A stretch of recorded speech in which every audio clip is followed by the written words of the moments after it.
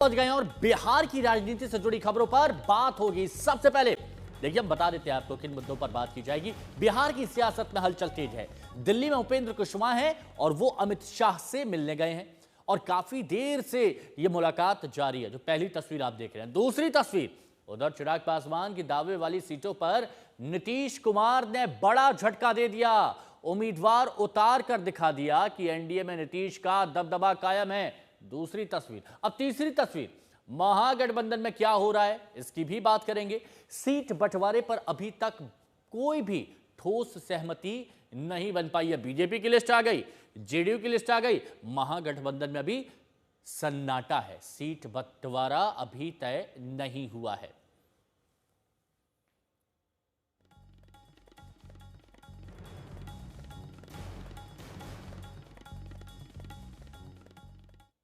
तो एक लंबे सस्पेंस के बाद आखिरकार जेडीयू ने उम्मीदवारों की पहली सूची जारी कर दी और पहली लिस्ट में 57 उम्मीदवारों के नाम है। और खास बात यह कि जेडीयू की सूची में वो 4 सीटें भी हैं। ध्यान दीजिएगा, वो 4 सीट जिसके बारे में बताया जा रहा था कि वो चिराग पासवान के खाते में डाली गई हैं। अब इससे नीतीश नाराज बताए जा रहे थे, लेकिन जेडीयू की पहली चिराग के दावे वाली सोनबरसा। अब देखिए यहां पर आप समझिए, चिराग के दावे वाली विधानसभा सीट कौन सी? सोनबरसा। अब नीतीश के उम्मीदवार यहां पर आ गए हैं। दूसरी सीट थी मोरवा, अब यहां से कौन आ गया है? विद्यासागर निषाद, और ये नीतीश के उम्मीदवार हैं। तीसरी सीट भी आपको बताते हैं जो चिराग के दावे वाली सीट थी, और वो थी एकमा। अब एकमा से कौन है? एकमा से है धूमल सिंह, और ये नीतीश कुमार के प्रत्याशी हैं, उम्मीदवार है। एक और सीट जिस पर चिराग पासवान का दावा था, वो एकमा सीट, कौशल किशोर, जिनके बारे में भी आपको बताया। ये वो सीटें हैं जिनको लेकर दावे किए जा रहे थे। फिर से पहली सीट हम आपको बता रहे हैं सोनबरसा। अब इस पर रत्नेश सदा आए हैं जो कि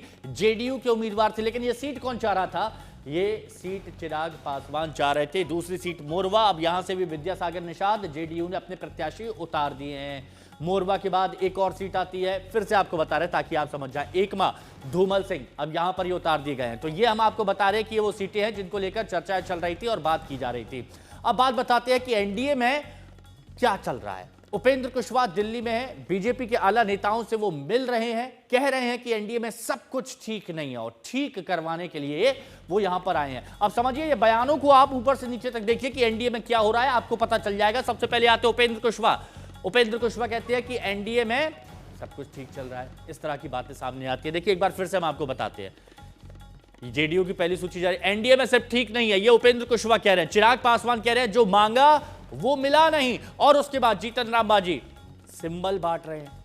तो कहां से सब कुछ ठीक चल रहा है? जेडीयू क्या कह रहा है? जेडीयू पहली सूची जारी हो गई है, बीजेपी सभी को साधने में जुटी हुई है। अब यही कोशिश की जा रही है कि सभी को साधा जाए। एक रिपोर्ट इससे जुड़ी आपको दिखाते हैं। कुशवाहा जितनी सीट मांग रहे हैं उतनी मिली नहीं, जो मिली उसमें भी वो नहीं मिल रही जो वो चाहते हैं। महुआ विधानसभा सीट के लिए कुशवाहा अड़े हुए हैं, लेकिन बीजेपी ने ये सीट चिराग पासवान के खाते में डाल दी है। बीजेपी इधर उपेंद्र कुशवाहा, जीतन राम मांझी, चिराग पासवान को साधने में जुटी है, लेकिन जेडीयू कह रही है कि इससे हमें क्या, हम तो अपना देख रहे हैं। देखिए, हमारा गठबंधन बीजेपी से है, फ्रैंकली हमारे उनके बीच में मतभेद नहीं है। बाकी एलजेपी, हम और कुशवाहा जी की पार्टी की सीटों की तालमेल बीजेपी के साथ है, and hopefully they are doing it. JDU इसलिए उखड़ी हुई है कि उसके कोटे की सीट चिराग को दे दी गई। चिराग की वजह से जेडीयू को न चाहते हुए भी तारापुर, तेघड़ा सीट छोड़नी पड़ी, लेकिन सोनबरसा, राजगीर पर जेडीयू अड़ गई। एकमा और मोरवा सीट भी जेडीयू ने नहीं छोड़ी। कोई कंफ्यूजन नहीं है, हर एक पार्टी का अपना तरीका होता है, प्रोसेस होता है काम करने का। आपस में कोई कंफ्यूजन नहीं है, बिल्कुल सेटल है। लेकिन मान लीजिए कहीं किसी एक दो पर कोई इशू है, जब एक साथ आप रहते हैं तो सबके मन के अनुसार सब चीज होता नहीं, तो अलायंस होगा ही नहीं। तब तो 243 सीट हम लोग लड़ लें।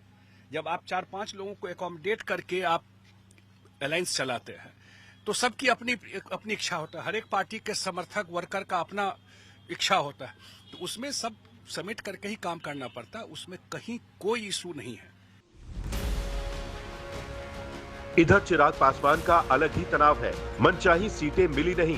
दानापुर, लालगंज, हिसुआ, अरवल सीटें चिराग मांग रहे थे, लेकिन मिली एक भी नहीं। डैमेज कंट्रोल करने के लिए बीजेपी ने गोविंदगंज और ब्रह्मपुर सीट चिराग को दे दी। एक तरफ तो एनडीए में सीटों के बंटवारे पर मान मुनव्वल का दौर जारी है, दूसरी तरफ सिंबल भी बांटे जा रहे हैं। बीजेपी को छोड़ दे तो किसी दल ने उम्मीदवारों की सूची जारी नहीं की। चिराग पासवान, जीतनराम मांझी और नीतीश कुमार ने अपने अपने उम्मीदवारों को सिंबल तो दे दिया है, लेकिन घोषणा बाकी है। पीयूष मिश्रा, शशि भूषण के साथ रोहित कुमार सिंह, पटना, आज तक। और रोहित कुमार हमारे सहयोगी इस वक्त हमारे साथ में जुटे हुए हैं। रोहित, बीजेपी कोशिश कर रही है डैमेज कंट्रोल करने की, लेकिन अभी जो खबरें सामने आ रही हैं, जो लिस्ट जारी हुई है, उससे तो पता चलता है कि डैमेज ही डैमेज हो रहा है। अब चिराग पासवान, उपेंद्र कुशवाहा, जीतनराम मांझी, कैसे संभाला जाए तीनों को?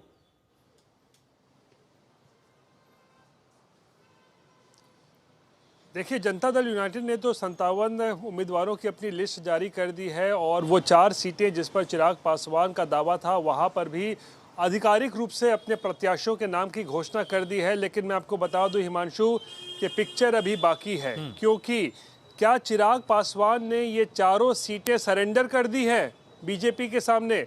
क्या बीजेपी ने मना लिया है चिराग पासवान को कि आप ये चारों सीटें को छोड़ दीजिए, ये जेडीयू के खाते की सीटें हैं, इस पर आप अपनी दावेदारी छोड़िए?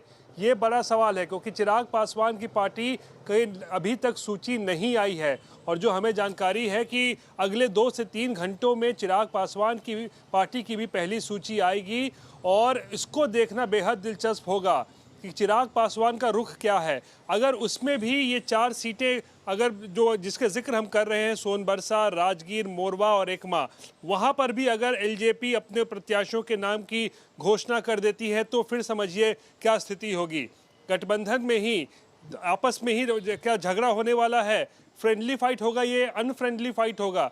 ये बड़ा सवाल है देखने वाला, जिस पर पर्दा जो है अगले 2 से 3 घंटों में जो है वो उठ सकता है। लेकिन ये बड़ा सवाल है कि जेडीयू ने अगर इन सीटों पर अपने प्रत्याशियों की घोषणा कर दी है तो क्या बीजेपी ने चिराग को कॉन्फिडेंस में ले लिया है? क्या चिराग मान गए हैं कि ठीक है वो अपनी दावेदारी छोड़ रहे हैं?